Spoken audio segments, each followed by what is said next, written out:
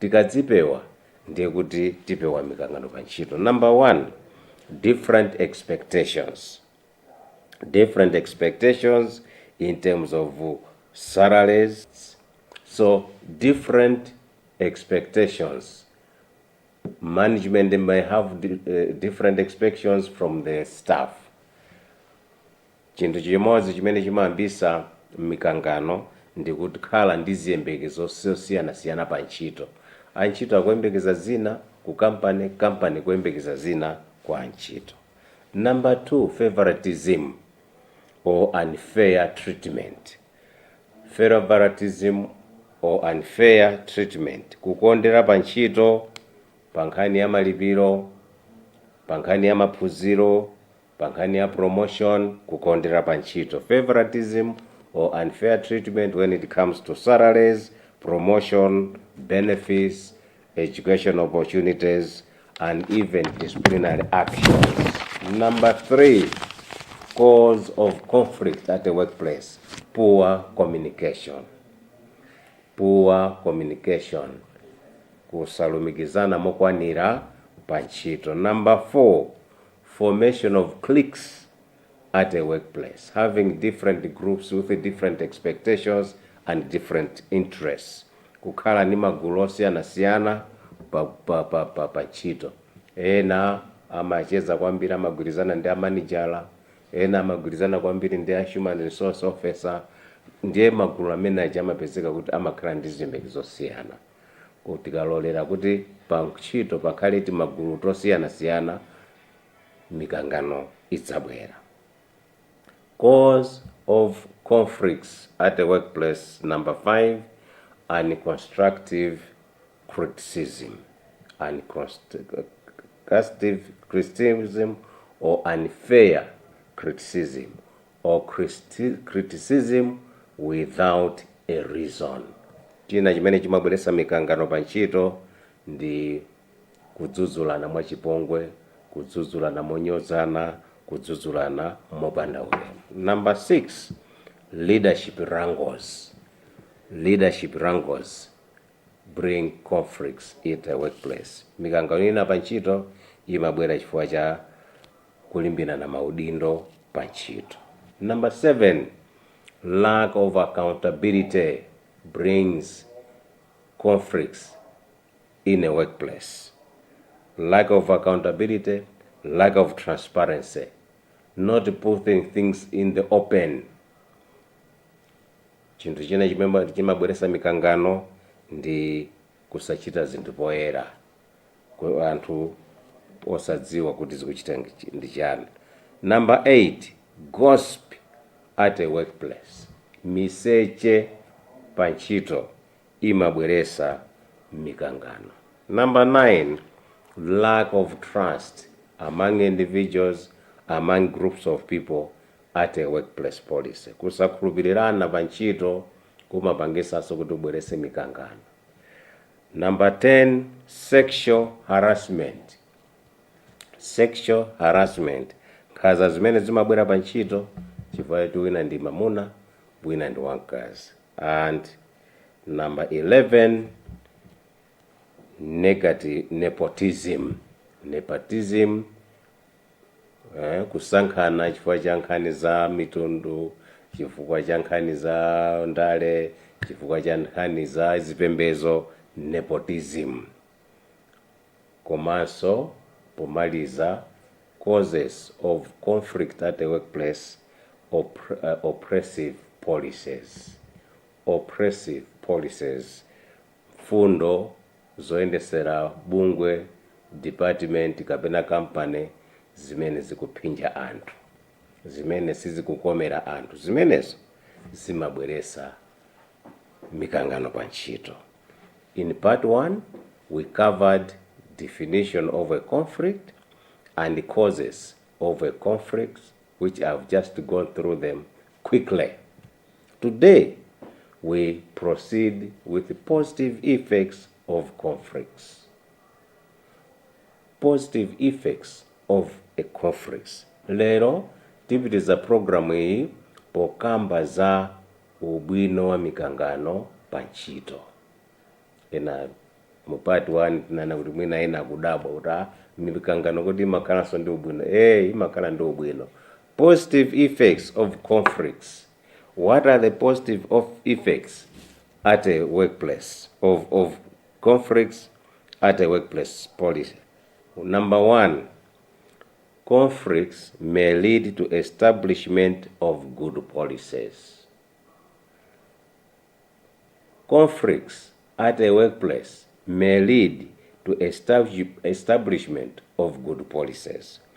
Mikangano pa ntchito bwino umodzi ndiyoti imathandiza kubweretsa mfundo zimene zokomera anthu, mfundo zabwino, mfundo zokomera antchito. Tiyerekeze kuti pali mikangano chifukwa mfundo zimene zilipo zikwaphinja anthu, zimathandiza, zimapangisa management kukhala pansi nikuona kuti kodi tisinthe bwanji mfundo zimenezi. Ndiye mikangano imathandiza kubweretsa mfundo zabwino pa office. Conflicts may lead to establishment of good policies.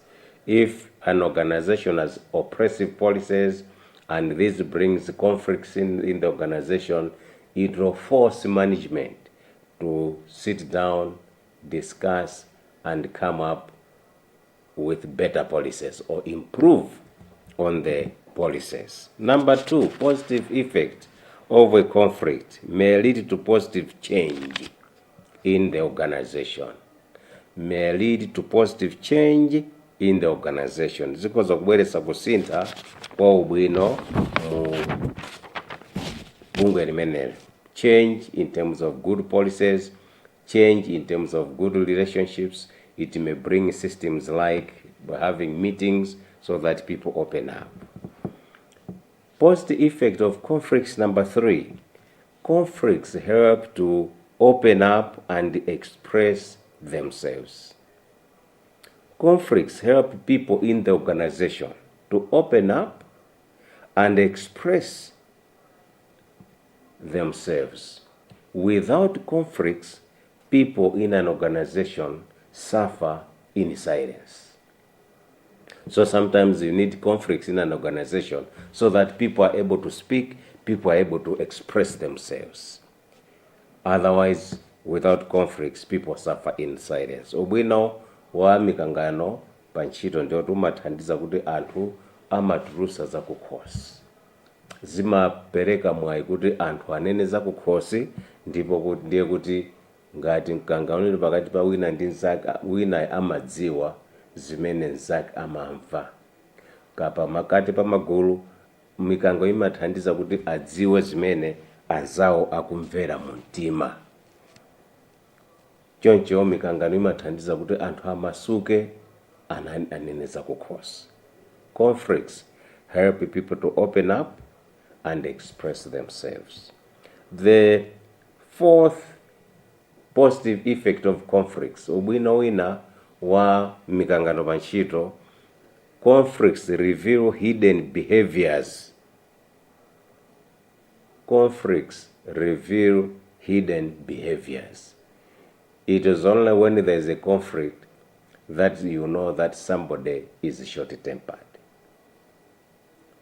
Without conflicts, you cannot know. So it is only when you have a conflict that you really know, you really see the true colors of an individual. A conflict would reveal hidden behaviors. Mikangano imathandiza kuti mumudziwe munthu makhalidwe ake. Kuti mumudziwe kuti munthu uyu sachedwa kupsa mtima ndi kuti pakhale mikangano. Popanda mikangano muzingoonana ngati kuti anthu ofasa basi, koma pakakhala mikangano, ngakhale banja mmene pakakhala mikangano, nimene umadziwa akazi wako, ndimene umadziwa amuna ako kuti kodalo amuna anga akani akapsa mtima amachita zimenezi. Chonchi chimodzimodzinso pa ntchito, mikangano imathandiza kuti mudziwane.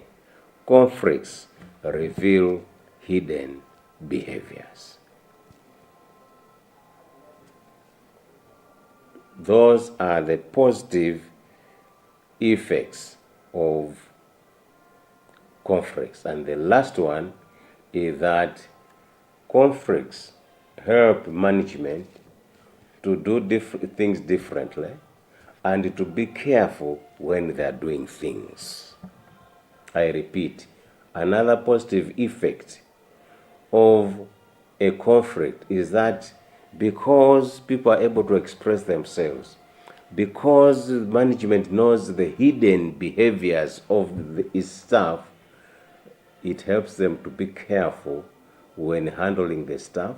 It helps them it helps them when they make decisions. Zimathandiza pamene akupanga ziganizo, zimathandiza management akuluakulu apa ntchito kuti azichita zinthu mosamala.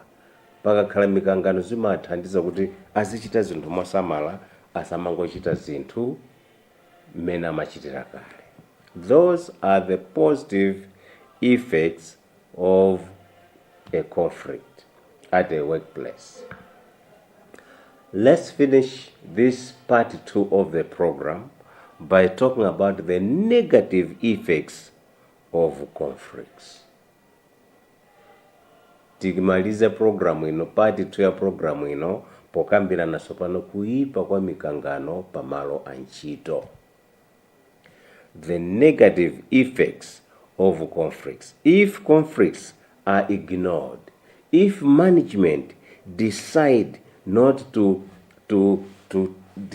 ignore the conflicts at the workplace, they decide not to resolve the conflicts in time, what are the negative effects to the people, to the staff, and to the organization? Kodi ngati akulu apa kampani alekerera mikangano pa ntchito, kumangoionerera mikangano pa ntchito sachitapo kanthu, zotsatira zake ndizotani? Kuipa kwa mikangano ndikotani?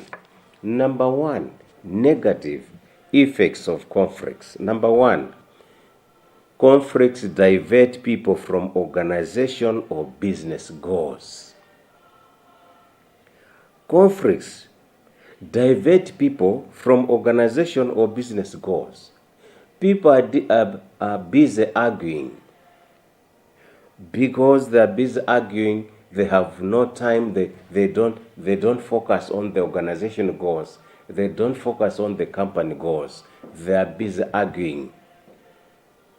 Kuipa kwa mikangano koyamba ndikonena kuti imapangisa kuti anthu asochere malo moti pogwira ntchito maso awo aziyang'ana pa masomphenya a kampani, aboma, abungwe, malo mwake amangokangana. Sakhala focused. They are not focused on the business goals. They are not focused on the organization goals because they are busy arguing. It diverts people from organizational or business goal. Mikangano imapangisa kuti anthu asalunjike pa masomphenya a kampani, abungwe, malo mwake azingokangana. Negative effect number 2. Conflicts brings fear among workers. Conflicts bring fear among workers, especially those workers who face sexual harassment. Those workers who are not favored in an organization. It brings fear in the organization. It brings fear among some of the staff. Zimapangisa, mikangano imapangisa kuti anthu ena azigwira ntchito ndi mantha pa office. Mwina chifukwa chawo mikangano ya pakati pa munthu ndi nzake, kapena mikangano pakati pa gulu lina ndi gulu linzake, limapangisa kuti anthu azigwira ntchito mopa. Terekeze mwina mikangano ikubwera chifukwa cha nkhanza zimene zimabwera pakati pa amuna kapena akazi, chifukwa cha kukondera ndi zifukwa zina, zimapangisa kuti anthu ena azigwira ntchito ija mwa mantha. Conflicts bring fear among workers. Number 3, negative effect number 3. Conflicts can lead to violence, fighting, demonstrations, or sit-in. We have heard about these things. Because of conflicts between management and the staff, serious disagreements about salaries, about promotions, about education opportunities. There have been violence in some workplace. There have been demonstrations, sit-in, people deciding they can go to work, but they go to the workplace, but they don't work. Sit-in. Mikangano tikapanda kuirekerera pa ntchito ikhoza kubweresa ziwawa, ikhoza kubweresa ndewu, ikhoza kubweresa mademo, ikhoza kubweresa kunyanyala pa ntchito. Anthu kumapita tamva ndithu makampani ena anthu angopita ku office kuja koma osagwira ntchito kuti mwina management ikhoza kumva madandolo awo. So conflicts can bring violence, fighting, demonstrations, or sitting. Negative effect number 4, isolation or withdrawal. Because of conflicts, some individuals may isolate themselves and may withdraw from the workplace. They may be there physically, but mentally they are not there. And this affects their performance. This affects their productivity. So because of conflicts, people are mentally isolated, people are mentally withdrawn. They don't interact with anybody at the workplace because of these conflicts. Mikangano tikapanda kuchitapo kanthu tikairekerera imapangisa kuti anthu azizipatula pa ntchito. Famwina akuona kuti iwo sakondedwa, amakondedwa ndi anthu ena, chifukwa choti mwina iwo amachitidwa nkhanza ndi zinthu zina ndezimapangisa kuti anthu aja azipatule, asamachite nawo zinthu ngati gulu ngati pa ntchito. Pamene ena pa lunch akuphika memo achitibweresa zakudya limodzi, iwo mwina angokhala mu office, mwina iwo akutuluka mu office osakhala ndi anzawo. Isolation or withdrawal. Number 5, conflict, negative effect of a conflict, frustration and reduced morale or high absenteeism. Zikakhala kuti mikangano kupitirira, anthu amakhumudwa, sagwira ntchito mwansangala, sagwira ntchito modzipereka, amajomba kapena kuchedwa ku ntchito chifukwa cha mikangano. Negative effect number 6, low productivity at the workplace. Ntchito siyenda chifukwa anthu amagwira ntchito mwaulesi mosadzipereka, ena kumajomba. Effect number 7, negative effect of a conflict number 7, anger, mkwiyo, anger at a workplace. Number 8, high staff turnover. Anthu kuchoka pa ntchito. High staff turnover, many staff coming and leaving after a short period of time. So people leaving the organization because of conflicts, and the organization spends a lot of money recruiting new staff. Mikangano imapangisa kuti anthu azichoka pa ntchito, angobwera kukhala pang'ono chifukwa cha mikangano, akuchoka basi kupita ku company ina. Number 9,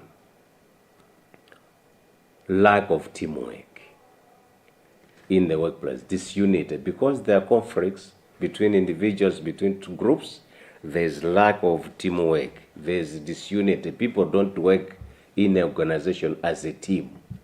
They work as different groups. Kuipa kwina kwa mikangano ndikuti pa ntchito pamasowa umodzi, anthu sagwira ntchito ngati amodzi. Ndipo fundo yomaliza, negative effect number, the last one is injured reputation. Injured reputation of the organization. Fundo yomaliza kuipa kwa mikangano pa ntchito ndi kuti mbiri ya bungwe imaonongeka chifukwa cha violence, kukangana, ziwawa, because of violence, because of sitting, the reputation of the organization is injured. the reputation of the NGO is injured. The reputation of the business is injured. So conflicts must not be entertained. Tikalekerera mikangano imapangisa kuti pa ofesi chifukwa kuchokangana mbiri ya bungwe, mbiri ya kampani, mbiri ya department ya boma ikhali yoyipa chifukwa anthu kumene kuja amakhala kukangana, amakhalira kunyanyala ntchito ndiye zimene zimapezeka pa newspaper, pa radio, pa TV. Pa chifukwa chimenecho mbiri ya kampani imaonongeka.